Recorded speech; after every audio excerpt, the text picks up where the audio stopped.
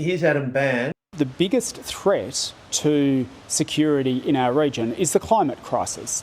Welcome to Aussie Blokes. I'm Steps. And I'm Marty. And what have we got this week, Marty? We've got the Greens just got booted. Suggestion to Adam Brandt is perhaps he should consider what the message Australians sent to all of us in the Parliament. Bandt constantly framed Labor and the Coalition as part of a broken system, which didn't go down so well with centrist and professional voters who might have otherwise given them a go. So what did the Greens themselves have to say? Ironically, they blamed voter backlash against the Coalition, given Griffith and Brisbane were won by Labor on Liberal preference. In the middle of a climate crisis, people who are suffering through a cost of living and climate crisis. Climate crisis. We are in a climate crisis. They're making the climate crisis worse. Well, speaking of making the climate crisis worse, we learned today that climate catastrophist Adam Bandt has been flying around the country on private jets. Climate crisis, climate crisis, climate crisis. Yeah, I'm going to burn Jet A1 in my Learjet. While he's slamming down his vegan sausage roll. Yeah, on our taxpayers' dollar.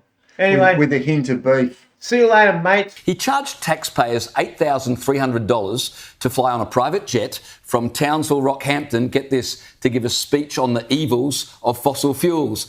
And then he charged taxpayers $15,000 to fly from Canberra to Brisbane to launch the Environmental Party's election campaign. Now, I'm really worried about the climate crisis. Just goes to show the hypocrisy of these radical Greens, Marty.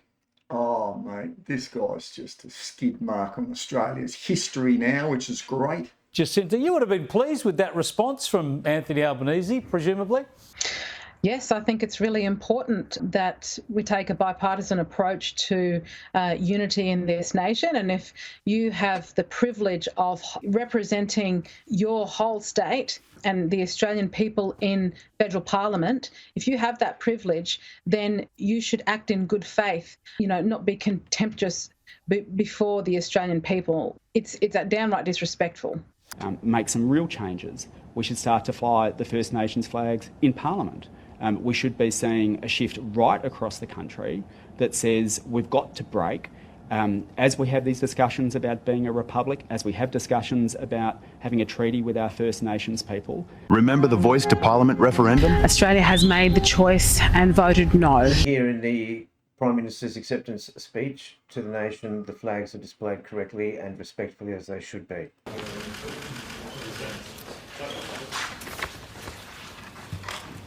You ready? Someone was paying attention. Yes, Anthony, we were all paying attention and we were so pleased to see that you were flying the flags, the national flags as they should be shown, which is uniting Australia. Yeah. Whereas this Adam Bandt, and thank God Australia had the common sense to vote out such a disgrace to the nation, was ashamed of displaying our national flag and wanted to actually remove it, I think, wasn't it? Yeah, it sounded like it in that speech, which is just... wow.